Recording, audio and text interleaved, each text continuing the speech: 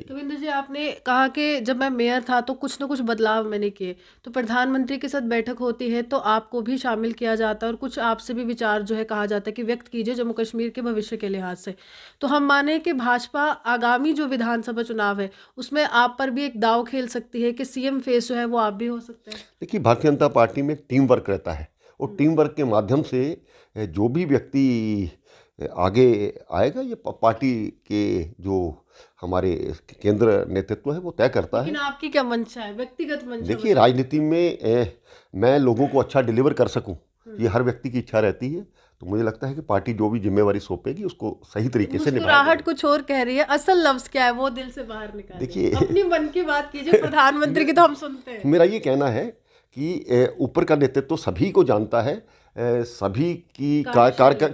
कार्यकर्दगी को लेकर के, कार्यशैली को लेकर के, किस व्यक्ति ने कितना पार्टी के लिए किया है, पहले भी इसी आधार पर बिना कहे पार्टी ने हमें दिया है। आगे भी पार्टी जो एक जिम्मेदारी देगी तो मुझे लगता है उसमें ऐसा जी, लगता डेली है। वेजेस कह रहे दीवार बनेंगे और कह रहे कि भाजपा का विजय रथ जो है वो हम रोकेंगे, तो कितनी बड़ी दीवार है और कितनी बड़ी टक्कर रहेगी इस देखिए, बार? भारतीय जनता पार्टी की सरकार ने ही डेली वेजेस को जो पहले मिलता था, आज एक अमाउंट तय हुआ है और जिस प्रकार से हम उनके लिए लड़ रहे हैं, पुरानी सरकारों की देन है। और मुझे लगता है कि जो भी डेली वेजेस है, उनको मिनिमम वेजेस के आधार पर लाया जाए, ऐसी भारतीय जनता लेकिन पार्टी मात्र मांग। अभी भी 11 रुपए की बढ़ोतरी की गई है, पहले 75 रुपए की थी, अब 11 रुपए, 311 रुपए मिल रहे हैं, क्या ये सही है लेकिन वेतन के ये लिहाज तो से? मानना पड़ेगा कि ये सब भारतीय जनता पार्टी की सरकार में हुआ है।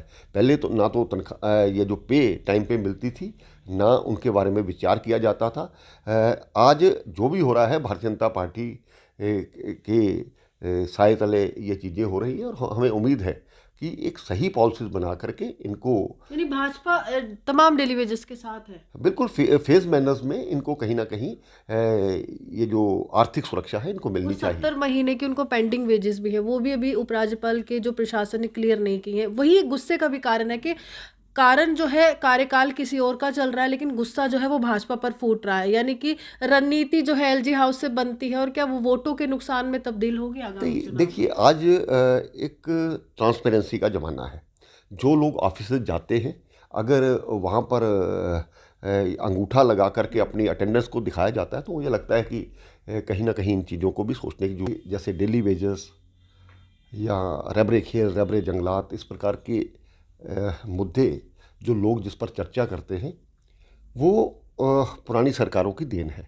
लेकिन उसके बावजूद भाजपा उनकी समस्या हल करने के पक्ष में है और लगातार केंद्रीय नेतृत्व के साथ और माननीय उपराज्यपाल जी के साथ भी इस पर बात हो चुकी है। मुझे लगता है कुछ रिजल्ट अच्छे निकलेंगे। जहाँ तक जम्मू कश्मीर का सवाल है, धारा 370 टूटने के बाद 2019 में बहुत से ऐसे लोग थे जिनको यहाँ पर अधिकार नहीं थे। वेस्ट पाकिस्तान रेफ्यूजीज़, उनकी क्या गलती थी कि वो ये अपने सियालकोट के रास्ते से जम्मू कश्मीर में आ गए। लेकिन 70 साल उनको अधिकार न मिलना, वाल्मीकि समाज जिनको विशेष करके सफाई करने के लिए पंजाब से लाया गया था, आज वो उन लोगों को अधिकार नहीं थे। गोरखा समाज जो महाराजा की सेना में भी थे, उनको यहाँ पर अधिकार नहीं थे, लेकिन भारतीय जनता पार्टी ने इन सबको न्याय दिलाया है। नहीं है।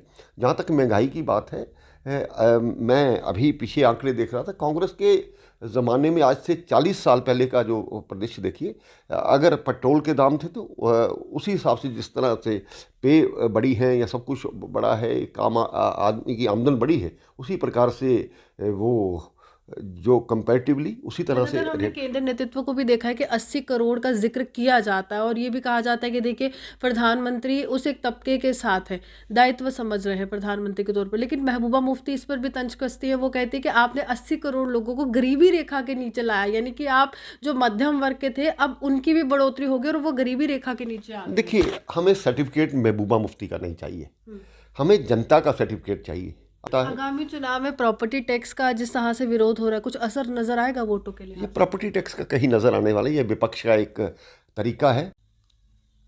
साल 2024 चुनावी साल है और इस चुनावी दंगल में उतरने को भाजपा तो पूरी तरह से तैयार है, लेकिन विपक्ष को कोई चेहरा नजर नहीं आ रहा है जो प्रधानमंत्री मोदी को जो है वो टक्कर दे सके अगर जम्मू कश्मीर में इस समय चुनाव होते हैं। क्योंकि लगातार यहाँ पर एक सवाल होता है कि आखिरकार जम्मू कश्मीर का अगला मुख्यमंत्री कौन, और अगर चुनाव होते हैं तो भाजपा कैसे दमखम से प्रचार करेगी, भाजपा कैसे चुनावी रण में उतरेगी और किन मुद्दों के तहत जो है जनता के दरवाजे पर दस्तक देगी। इसी पर चर्चा करने के लिए पूर्व उप मुख्यमंत्री मेरे साथ कविंद्र गुप्ता जी हैं और इनसे जानने की कोशिश करेंगे कि भाजपा किस रणनीति के तहत जनता के समक्ष जाएगी। कविंद्र जी, सबसे पहले आपसे जानना चाहेंगे, साल 2024 के लिए तो 400 प्लस आंकड़ा की बात जो है प्रधानमंत्री ने की है राष्ट्रीय कार्यकारिणी की बैठक में, लेकिन जम्मू कश्मीर की क्या रणनीति रहेगी और किन तमाम मुद्दों को लेकर जनता तक पहुंचेंगे? देखिए, जम्मू कश्मीर में 50 प्लस का नारा जी। भारतीय जनता पार्टी ने दिया है। आज जम्मू कश्मीर में परिस्थितियां भारतीय जनता पार्टी के फेवर में हैं। कुछ एक मुद्दों को लेकर के, जैसे डेली वेजेस या रबरे खेल, रबरे जंगलात, इस प्रकार के मुद्दे जो लोग जिस पर चर्चा करते हैं वो पुरानी सरकारों की देन है। लेकिन उसके बावजूद भाजपा उनकी समस्या हल करने के पक्ष में है और लगातार केंद्रीय नेतृत्व के साथ और माननीय उपराज्यपाल जी के साथ भी इस पर बात हो चुकी है। मुझे लगता है कुछ रिजल्ट अच्छे निकलेंगे। जहाँ तक जम्मू कश्मीर का सवाल है, धारा 370 टूटने के बाद 2019 में बहुत से ऐसे लोग थे जिनको यहाँ पर अधिकार नहीं थे। वेस्ट पाकिस्तान रेफ्यूजीज़, उनकी क्या गलती थी कि वो ये अपने सियालकोट के रास्ते से जम्मू कश्मीर में आ गए। लेकिन 70 साल उनको अधिकार न मिलना, वाल्मीकि समाज जिनको विशेष करके सफाई करने के लिए पंजाब से लाया गया था, आज वो उन लोगों को अधिकार नहीं थे। गोरखा समाज जो महाराजा की सेना में भी थे, उनको यहाँ पर अधिकार नहीं थे, लेकिन भारतीय जनता पार्टी ने इन सबको न्याय दिलाया है। जहाँ तक पहाड़ी समाज की बात करें, गुज्जर समाज की बात करें, किसी भी सरकार ने इनके बारे में सोचा नहीं है।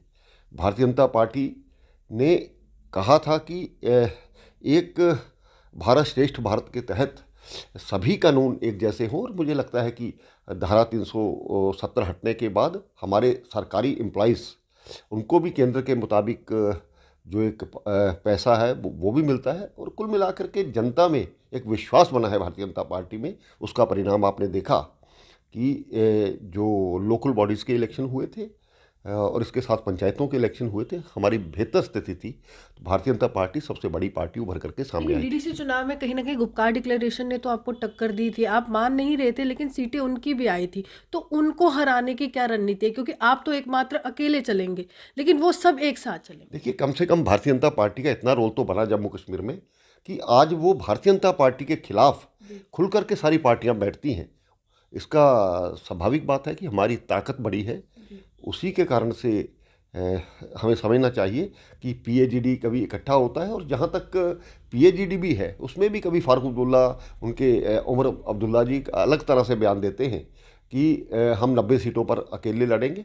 मुझे लगता है कि सभी की अपनी अपनी रणनीति है। अगर सभी मुख्यमंत्री की दावेदारी पेश कर रहे हैं, स्वाभाविक बात है, जो लोग ऊपर की लीडरशिप जो करते रहे हों वो किसी के नीचे काम नहीं कर सकते, कि डिसिप्लिन में रह के काम नहीं कर सकते। क्योंकि जम्मू कश्मीर की जो तमाम पार्टियां हैं, परिवारवादी पार्टियां हैं, उनको यही चाहिए, मेरे बाद मेरा बेटा, उसके बाद उसका बेटा, और यही आप जो प्रमुख राजनीतिक पार्टियां उसमें देख रहे हैं। रविंद्र जी, इस गुपकार डिक्लेरेशन से क्या लगता है, कोई एक अगर नेता का नाम लेना हो, किसको सबसे ज़्यादा नुकसान हो इस डिक्लेरेशन में हिस्सा बनने के लिए?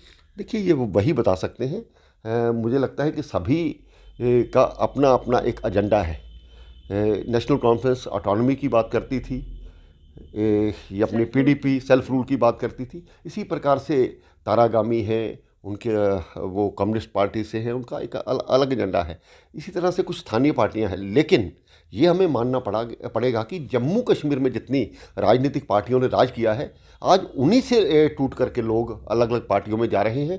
कारण कि कश्मीर के लोग भी उनसे सेटिस्फाइड नहीं है। सबसे ज़्यादा तो हम भाजपा में ही देख रहे हैं जनाधार। देखिए, स्वाभाविक बात है कि आज भारतीय जनता पार्टी के प्रति लोगों में एक विश्वास जगा है। आप नित्य प्रति देखती हैं कि लगातार पार्टी में ज्वाइनिंग्स जो होती हैं, कोई दिन ऐसा नहीं होता जब पार्टी में ज्वाइनिंग नहीं होती।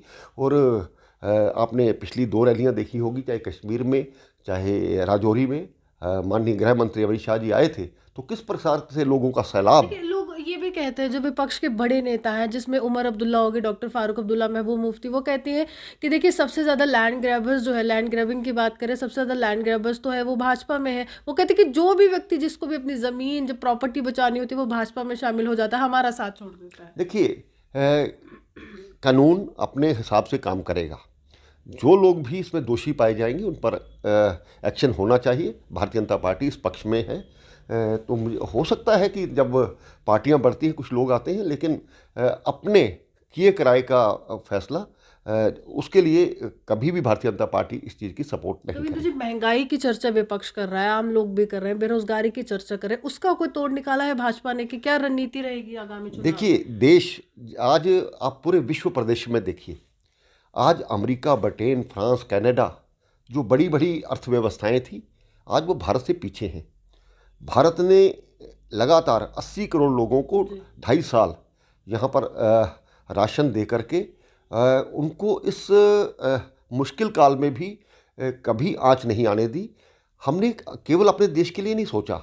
सबसे बड़ा 130 करोड़ आबादी वाला देश, वही देश जिसमें पहले हम एक डिपेंडेंट थे, आज हम आत्मनिर्भर के नाते हमने 69 देशों को वैक्सीन मुफ्त में दी है। ये कोई छोटी बात नहीं है।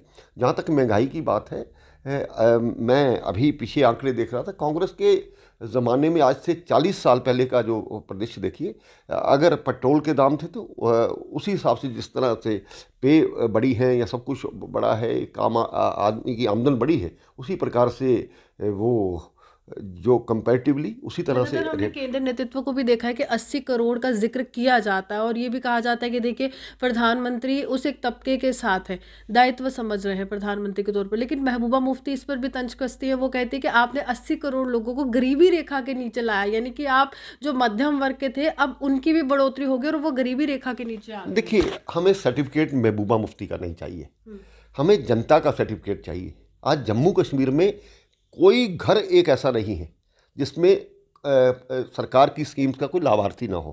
आज आयुष्मान भारत के जो लोगों की हेल्थ कवरेज मिला है, ये कोई छोटी बात नहीं है और बहुत से लोगों ने इसके माध्यम से इलाज भी कराया है। और प्रधानमंत्री जो जिन नीतियों को लेकर के चल रहे हैं, हमारे पंडित दीनदयाल उपाध्याय जी जो हमारे आदर्श थे, उन्हीं का कहा था कि कतार में खड़ा आखिरी व्यक्ति उस तक सरकारी स्कीमों का लाभ मिलना चाहिए। तो मुझे लगता है कि उसी माध्यम से हम सोच रहे हैं। देश में आज जो एक रहने का स्तर था उसको ऊंचा किया गया है। इस चीज़ को हर व्यक्ति समझता है। आगामी चुनाव में प्रॉपर्टी टैक्स का जिस तरह से विरोध हो रहा है, कुछ असर नजर आएगा वोटों के लिए? ये प्रॉपर्टी टैक्स का कहीं नज़र आने वाला, ये विपक्ष का एक तरीका है। मुझे लगता है कि बढ़ती हुई इकॉनमी को देखते हुए अगर हमें 100 रुपया महीना कहीं देना भी पड़ता है तो उसके लिए इस चीज़ को सोचना चाहिए कि हम कितनी देर, जो पुरानी सरकारें रहीं उन्होंने लोकल बॉडीज़ के इलेक्शन नहीं करवाए। मैं जब जम्मू का मेयर बना था तो 27 साल बाद इलेक्शन हुए थे। आज 2018 में भारतीय जनता पार्टी ने लोकल बॉडीज़ के माध्यम से इलेक्शन कराए हैं। पंचायत के इलेक्शन यहाँ नहीं होते थे। उसके कारण से जो केंद्र द्वारा दिया हुआ पैसा है उससे हम वंचित रहते थे। आज रिफॉर्म्स जो हो रहे हैं, ये पैसा सारा हम ही लोगों पर लगने वाला है। जम्मू कश्मीर में हम चाहते हैं कि वर्ल्ड क्लास सिटी बने, जिस प्रकार से यहाँ पर डेवलपमेंट हो रही है, लेकिन ये लोगों को भड़काया जा रहा है सरकार। और मुझे ये भी लगता है कि एलजी प्रशासन लोगों के बीच में जाकर के लोगों को अवेयर करने की ज़रूरत है। जहाँ तक आपकी जानकारी के लिए 1962 से लेकर के 2000 तक पहले भी यहाँ प्रॉपर्टी टैक्स था, लेकिन उसका लेने का कोई तरीका नहीं था। सरकार इस माध्यम से लोगों को अवेयर करके अगर इसको इम्प्लीमेंट करती है तो लोग अपनी मर्जी से इसको स्वीकार करेंगे, मुझे ऐसा लगता है। डेली वेजेस कह रहे दीवार बनेंगे और कह रहे कि भाजपा का विजय रथ जो है वो हम रोकेंगे, तो कितनी बड़ी दीवार है और कितनी बड़ी टक्कर है? देखिए, भारतीय जनता पार्टी की सरकार ने ही डेली वेजेस को जो पहले मिलता था, आज एक अमाउंट तय हुआ है और जिस प्रकार से हम उनके लिए लड़ रहे हैं, पुरानी सरकारों की देन है। और मुझे लगता है कि जो भी डेली वेजेस हैं उनको मिनिमम वेजेस के आधार पर लाया जाए, ऐसी भारतीय जनता पार्टी मांग। अभी भी 11 रुपए की बढ़ोतरी की गई है, पहले 75 रुपए की थी, अब 11 रुपए, 311 रुपए मिल रहे हैं। क्या ये सही है? लेकिन ये तो मानना पड़ेगा कि ये सब भारतीय जनता पार्टी की सरकार में हुआ है। पहले तो ना तो तनख्वाह ये जो पे टाइम पे मिलती थी, ना उनके बारे में विचार किया जाता था।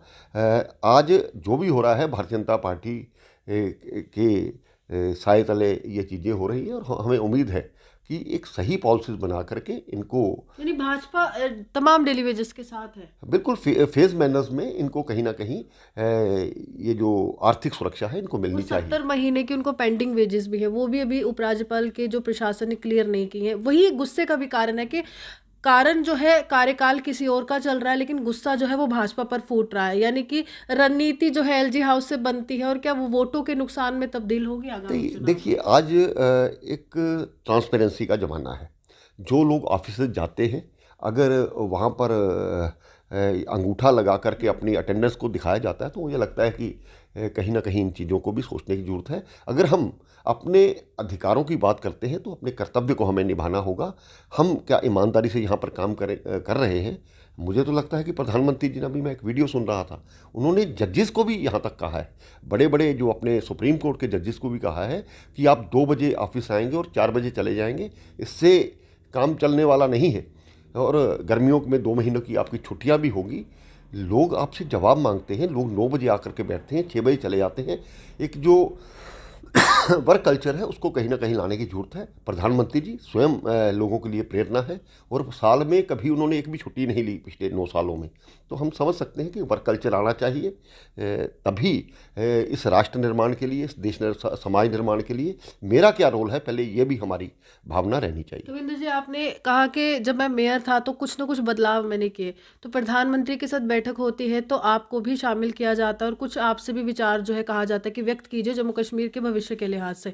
तो हम माने कि भाजपा आगामी जो विधानसभा चुनाव है उसमें आप पर भी एक दाव खेल सकती है कि सीएम फेस जो है वो आप भी हो सकते हैं। देखिए, भारतीय जनता पार्टी में टीम वर्क रहता है, और टीम वर्क के माध्यम से जो भी व्यक्ति आगे आएगा, ये पार्टी के जो हमारे केंद्र नेतृत्व है वो तय करता है। लेकिन आपकी क्या मंशा है, व्यक्तिगत मंशा देखिए, राजनीति में मैं लोगों को अच्छा डिलीवर कर सकूं, ये हर व्यक्ति की इच्छा रहती है।